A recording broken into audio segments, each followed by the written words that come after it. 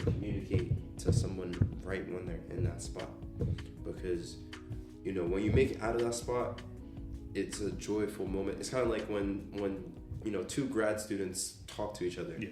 It's easy, but when you have a grad student talking to an undergrad, there's a level of distance, and there's a level of stupor, because like the undergrad can't even imagine the grad, and then the grad can't even fully comprehend what the undergrad. So like there's a distance in that, but sometimes they forget once they're at that level. Exactly. That you was once down here. Exactly. And you have to learn how to still continue how to speak to them. Yes, and it's a big thing, because you never know when you're back in that spot. You never know if you go undergrad for some other subject that you're completely unfamiliar, and then now you're at the same level as someone else. Yeah. That's why I was saying, especially with like the last episode, that I think a bad teacher or a bad master is someone that sees that he's superior and treats everyone else as his subjects. No, and I had to experience that moving jobs. I was. And I talked about this before on the podcast, but it's like learning. It's like, okay, I gotta, once again, we come back to be nicer to Trent. I gotta learn how to be patient with myself. Yes, everyone be nice to Trent. Nice. But no, I agree with what you said right before the show started. I had us on mute still. But yeah, I think people who have been through the hardest lives kind of. They love that much more when they've made it to the other side. And I think, and that's another reason why I love having this podcast, because I'm such a fan of stories and narratives, and I have a strong belief that everyone's story is important, but especially those. And I try to tell this to my brother because he has a really interesting story.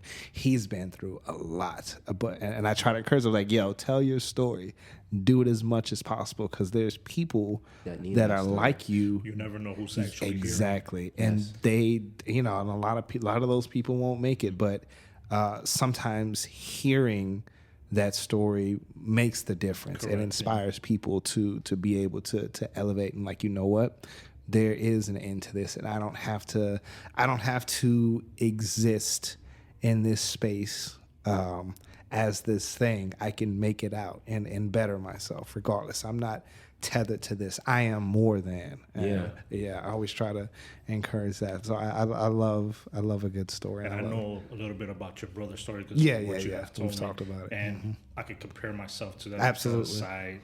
Some of my story Absolutely. too. And something that you said before about depression. It's not, because that was part of my testimony. I do reject the notion of depression, but I don't not believe that it exists. And I hope that people recognize that, like, that's what you meant, and that's why I was saying, that's why I was communicating like the veil of language too, because like it's very easy to be like, oh man, he rejects this, but it's like, no, he acknowledges it and rejects it because it's a choice, and that's why it's like language is very hard to communicate things, because it's very hard to communicate every nuance and thing that your brain is shortcutting so that you can get to that specific word to communicate it to somebody else. And I think like that's super important, and I think that's that's the beauty of life, that we miscommunicate too. Yeah, and I hope people do understand that. Going back to that, I don't want to confuse somebody in the way I was speaking. But try to edify what I'm trying to say. Exactly. And I think that's like super important, because clarification. Clarification. And I think contextualization and clarification. As I got older, I was like, especially when I went to history classes, because I was just like, I wouldn't have seen this big man like a lot of history that we learn in life is big man history. This person did this next person did this and carried the torch of information, and then these movements were happening because of people. And it's just like, no, the world was existing, and it's like, within this context, this person was living this life, and within this context, and all I'm trying to do is just give you the context of the stories so that you too can exist in the context of your time. If somebody taught me history in that way, I would have learned so much, would have embraced so much.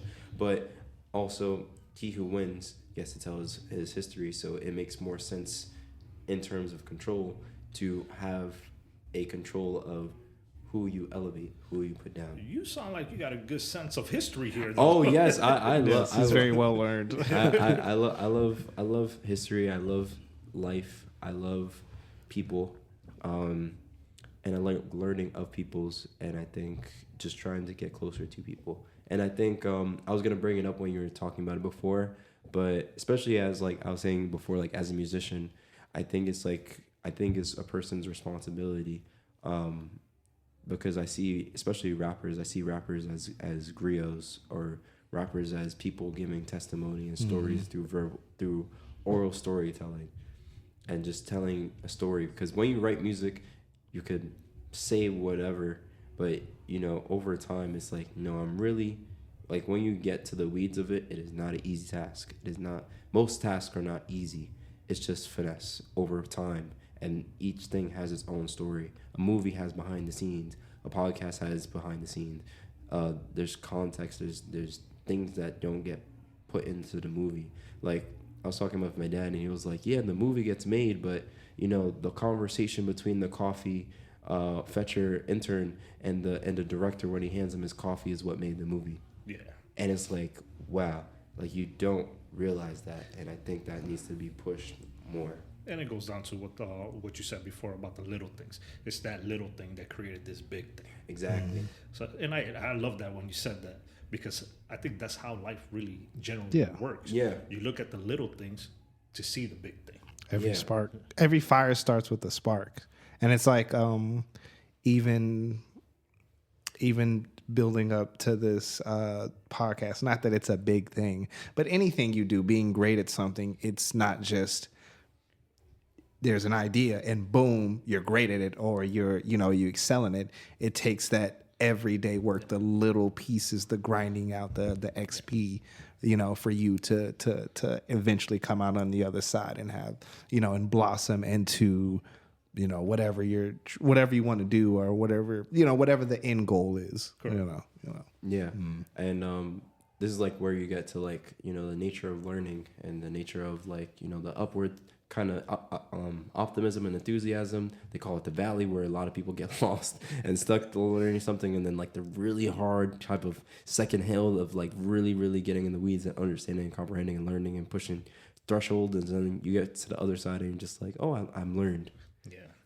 And that's a huge thing, and I wish that's what was promoted, what was taught to people in school, and made it so that it wasn't a veil of like mystery or trying to put mysticism or trying to put it behind profit, put it behind master classes or paid services or whatever. Like I think you, like I was saying before last podcast, like you can make money, you can make a good living, but there's good ways to do it. Yeah, and that's another part of my testimony too. Yeah, I think that's an important lesson, because I feel like a lot of the things that we love to do, or love to interact with, became a thing of like I'm gonna just out exploit everybody. Yeah. And when you try to out exploit, it works, but you reach a point where even if you like win, you lose. Yeah. You win to lose, and it's like that's not a fun game to play. Like it's kind of like when you play games with like a bunch of there's an age difference, so like high schoolers versus elementary school kids, and like the high school kids could definitely slam dunk on somebody could definitely slam dunk on an elementary schooler, but it's just an exude power, because that's what it is, a move of power and a move of domination. But why? It's like why? Like you're just a villain. Because you have to show them that life is hard and not fair. Yeah, so you gotta dunk on a preschool every now and then. You gotta exactly. Hey. Exactly, but like, and then like I think I was talking with you with the nature of narratives. It's just like we get to a point where you peel the veil, and it's because that elementary school, like that's always been the dynamic of like you exude power, and then it becomes like a thing of where the elementary schooler or the high school student is just like, yo, why are we doing this? Why are we dunking on these kids? Yeah. And it's just like, let me actually have a good game. And it doesn't even matter if we break the rules of playing who wins or loses. We could still win. But like the kids could get some shots in and feel like they made it. Absolutely. And that kid could go off and do the NBA and then dunk on other kids. Why would you do that? Why would I? Why would you give them a chance?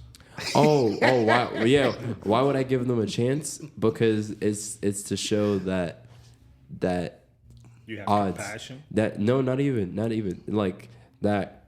Odds are surmountable. So let me give you another perspective. Yeah. I wouldn't give them another chance. Yeah. And I only learned this because when I used to play baseball and stuff, and we lost 0-10. Yeah. Because in high school baseball, after 10, the game is over. Yeah. Now, I hated at that time to where why we couldn't even get a run. Why you didn't give us a run?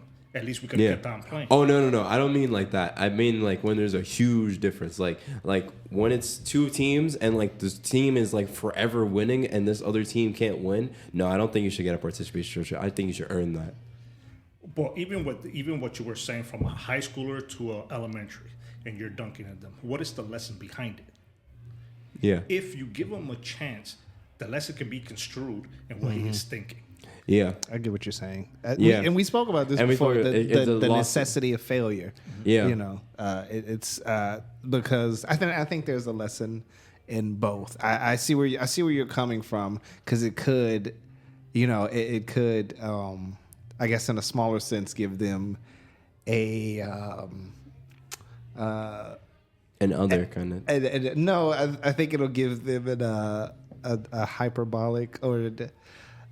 They'll overestimate their own strength and skills, and then you go out there and you could be like, okay, well, I beat this person.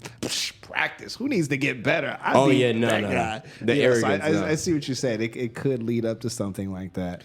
In my experience, for what I've learned in that aspect, I learned that there was a purpose behind it. Because in my failure, I learned that purpose. How am I going to win next? Yeah. In every experience that I've seen it in, that's what always happened. But if I saw the opposite of it, I've always seen that child reject or go through a different part of life where they did not learn the lesson behind it. And I think that's where I'm trying to get to where the lesson that where I'm trying to teach is that you grow from this experience instead of me giving you a little shot and then all of a sudden, oh, I'm this, and then that ego starts to grow from it. So that's where I'm trying to pinpoint where I'm trying to say. Yeah, I agree in that sense. I'm trying to say, like, not necessarily a chance, but, you may pause with the elementary schooler while you're dunking on them and be like, fix your form.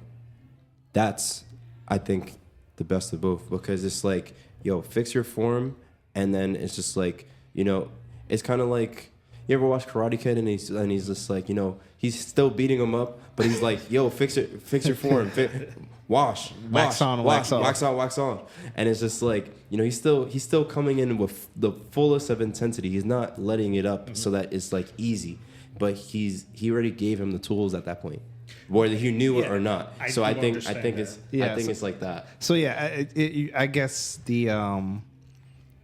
what would define it, how you do it, is the purpose and intention of the person doing it. Because if you wipe the floor with somebody and you're like, yeah, you ain't nothing, then that might leave them with a sense of hopelessness. But if as you're going along and you're guiding and saying, okay, well, focus on what I'm doing here. You see, I'm open here. That might give you a shot. That may lead them to approach it with a more, analytical perspective to where they will build from that. So, so I see it in your aspects where you're actually teaching them in the same time.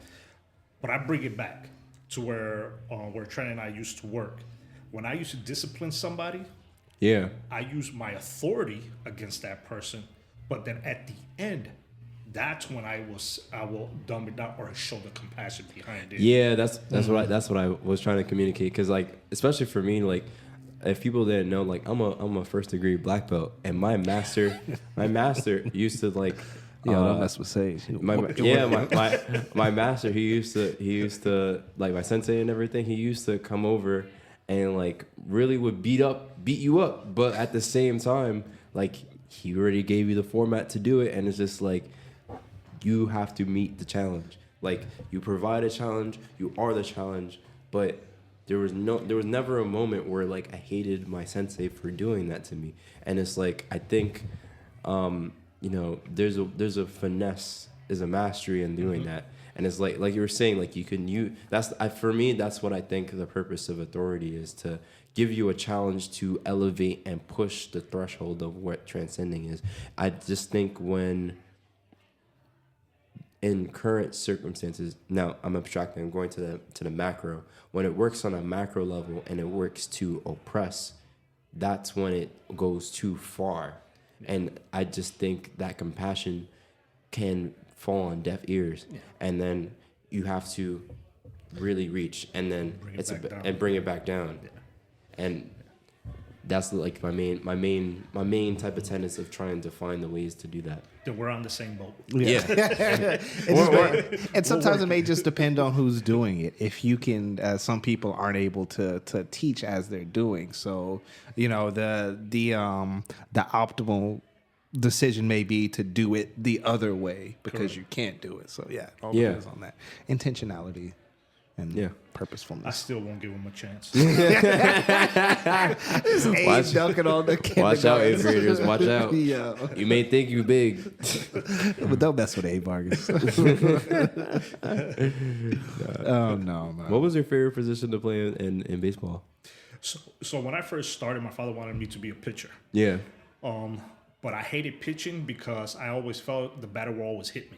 Yeah. So I was always scared. So I went to a shortstop, and then when I injured my arm, caused why I didn't play no more baseball, I went to second base. Yeah. And that's I'm an infielder. Oh, that's awesome. Yeah. Infield is more fun. Outfielder, they be falling asleep on the field. Yeah. If the ball never goes over there, they be falling asleep out there, and then they be on point when that thing gets out there, and they just be like out. That's their time to shine. I'm not a sports person, so I'm like, Trent, I think honestly, I think you would like sports because there's an art and science to it too. No, honestly, I love highlights. And I love seeing people debate about it because I love seeing the passion and people talk about the intricacies and the nuance of it. Yeah. But just sitting there and watching games for the most part. I'm saying you have, in order to watch, you have to play. I'm sure you watch baseball games now, right? I love watching baseball. It's because you played. It's because you played. You know it. Yeah. It's because you played. And like you said, I have that passion behind the game to where if I had the chance right now, I would love to be in the game. I don't even need to be a player. Sit me in the bench. Let me do something in the game.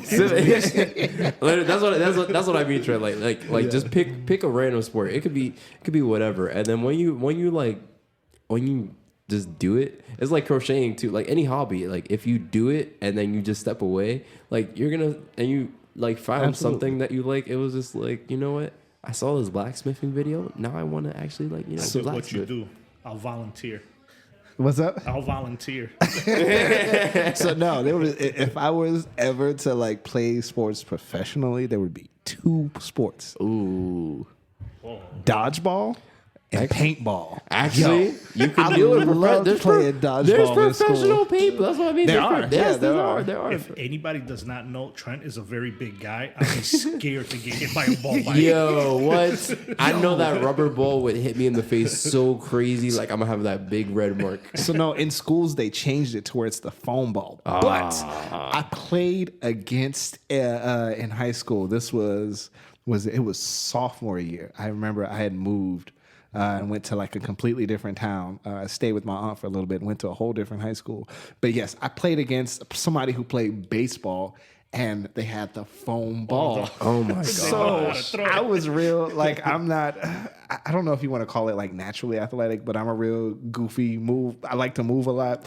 And so I was, dodgeball. Like I said, I don't like sports, but I get into dodgeball. So, and these balls they're baseball size, but they're foam. If somebody throws it at you, boop, it won't hurt. Correct. So I jump up and I try to jump over the ball and do the splits, hits me right in my cash and prizes, right? And it felt like I got hit by a truck. Oh my gosh! Because the guy played baseball and he had the arm. And I was like, baseball players are villains. I went to Terrible. Florida, right? And I went to Top Golf, and I'm with my family, and it's a family full of Dominicans, so they be swinging that baseball from birth. They came out pitching. Like they love that game. They love that game. But he was able to swing that golf the club so crazy. Like he was hitting like 400 yards, like 200 yards. Yeah. I was like, yo. What am I doing? What am I doing? Like I got to 187 yards, I was not like, I played lacrosse, okay? like I was able to swing a little bit. That's the new sport I started to pick up is golf. So golf is fun. I love the range. Yeah. Top Golf. Shout out Top Golf. Top Golf. Okay. I also go to the one by where's this the island place over here in the Bronx. Oh, I think City I know. Island. Yeah, City Island. I think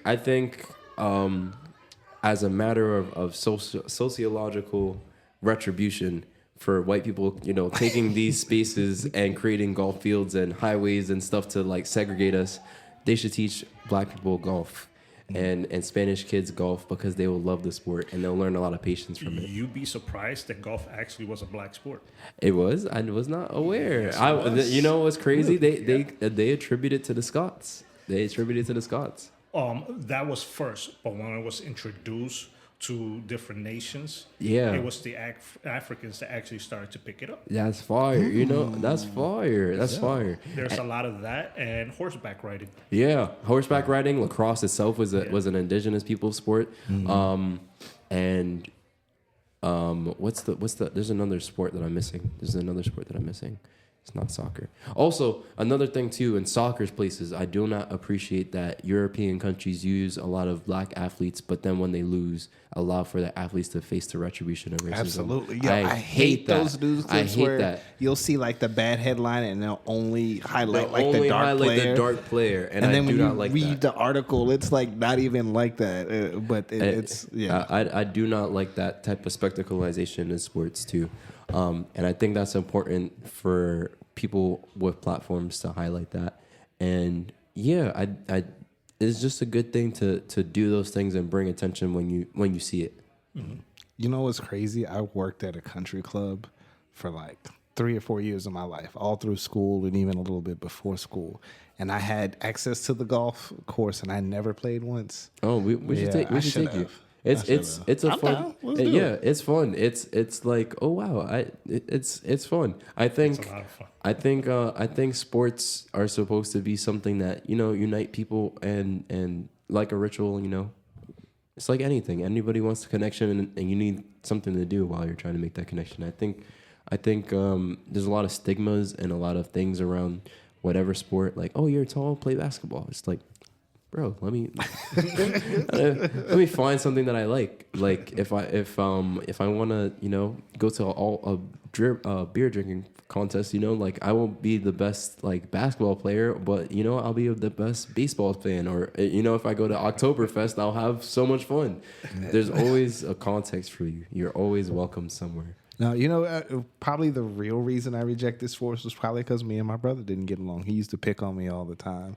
Yeah. And so I kind of felt, and it wasn't just him. I was picked on by the world, I guess you would say, by other. But we used to go. You can't tell by how we are now. Yeah. But we used to go at it, and that was his thing. He was good at all sports. Yeah. But I kind of just I was like, whatever. I'm gonna do my own thing, which is good because I got into like comic books and reading and drawing, and I think that's probably one of the things that led me here. So it's good. I thank him for that now, for beating me up all the time. So now we're going to take you golfing. Yeah. Yes. So yes. Learning to love the sports now. Yes. I won't shout out this specific instance, but I was in my workplace, and this gentleman, he works with a lot of people. He was able to speak to the Dodgers, one of the Dodgers players, and was playing golf with him. And he was like, you know what? As I've gotten older and as I met more of these people, I realized that it's not really teams. They're not really Yankees. They're not really Dodgers. They're just people at the end of the day. And I like the people more than I like the team because for them, they're just at work. Mm-hmm. For me, I'm just a fan of the team and the legacy. And, when I got closer to them, I became more happy with the people when they, did this favor for me to make my job easier and stuff like that. And I think that's a super important thing to highlight too. And just even me being able to like receive that story at that specific time, when there's a difference in years experience in life, that's a barrier because that gives me stories to tell everyone. Mm-hmm. And I think that's a super important thing to share your story. Absolutely. Be your griot. We keep coming back to narratives. Yeah. We gotta have an episode on narratives. I would love to. Yeah, and the evolution of narratives from the conversation we had. Yeah, we have time for it or no? No, we're actually past time by 5 minutes. Oh Lord! I was planning on just let's let this ride out till they kick us out. I don't know if they will. Yeah, we'll do a few more minutes. I think narrative is super important, and just to kind of, we'll touch back on this, but to kind of distill what me and Trent were talking about, my challenge to all writers and all people that work in narrative is to push the boundary of a single person being the lead of a narrative and really expand on what it means to tell a story and really what it means to have a collective story and try to figure out the format, the medium tricks that we could use to communicate that. That's my task for everybody because you play the game and you try to emulate it, but you lose something in the veil. And I think we're at this point in time where we can push it to a point where it emulates life and we can invent new techniques and be forward leaning. Mm-hmm. I don't know. I've been racking my brain trying to create that, but we're not gonna get too deep into that. We'll save that because that's full episodes. I'll save that little cryptic message and refer back to it when we get that episode. But speaking of narrative and sports, I think I don't know. I find it so crazy how people get so wrapped up and invested into it to the point where they're like. They're yelling at players and spitting and throwing things. Like that's always perplexed me. And I get what's psychologically what's going on. People are transferring these things that are happening from their personal life into it. It's like they see the team as a representative of them and vice versa. And that's not to just to shit on sports because I think I see that happening in all sort of I see that happening in all different mediums, but I think sports is always the most prominent because there's a lot of money in it, and I mean, but it happens with movies. People sit there and they'll argue about it, and they'll throw slurs. It happens with video games, comic books, all of that. But it's just always wild to me how people will let themselves get into it so much that you would spew hatred, when, like you said, this is something that's supposed to bring us together, I think it's for me, I think it's just an expression of battling identity because this goes back to whatever episode when I was like, it's a radical position to be an artist, in this case the sports player, because you get to make your own type of destiny in that way, for like keeping it at simplicity. But a lot of people have based their identity on external things, whether it be the external things that they do, the external purposes that they do, while let's say a sports member gets to create that in their actions and their words and in the medium that they're working in. So when you could fall into a huge sense of tribalism when you attach your meaning to something external. And I think our job as people that are simultaneously working in it while also acknowledging that we are a part of that kind of tribal identity is to push forward the idea that you have to make your own identity too, and be very intentional in that. And you can love us, but have your own identity first so that you can reach us and meet us at where we are. meet us halfway. Absolutely. So, folks, if you're out there and someone says something bad about I'm not supposed to be here, don't risk your life. Don't die for us. Live for us. Yes, live for us. Live for us. Spread the love and keep it going. Facts. And don't develop a parasocial relationship in the sense that, like, I'm too intertwined with your identity, or my ideas are too intertwined with yours, so much so that it takes up too much space for you to have your own ideas. Don't let that be the case. Right. And with that said, we're going to get into shout outs and thank yous. Sage, you want to go first? Shout out to Good Natured Souls. Y'all give me life. Shout out to Raheel and Jules. You guys made me try something new and expand my capabilities. And yeah, you guys I'm super confident because of all my friends around me to say that I want to be the best rapper ever. So hey. Let the games begin. First and foremost, I'll shout out to the Son, the Father, and the Holy Spirit. First of all, yes, and then to my wife for allowing me to get out of the house. That's a big thank you. That's a big thank you. Yo, shout out to Abe. They don't realize how big of a thank you that is. That's a big thank you. No. Shout out to my brother again for beating me up. Shouts out to all the sports players out there who are not only just. Oh, I think that's them kicking us out. Hi, it's going. Hello. Yo, shout out to whoever just knocked on the door, letting us know that was our time. But no, real quick shout out to the sports players that that aren't just out there beating up on the kindergartners, but are actually out there teaching people and showing people that it goes much more beyond the game. We're running out of time. We're way past time, so we're just gonna end it here. Shouts out to you.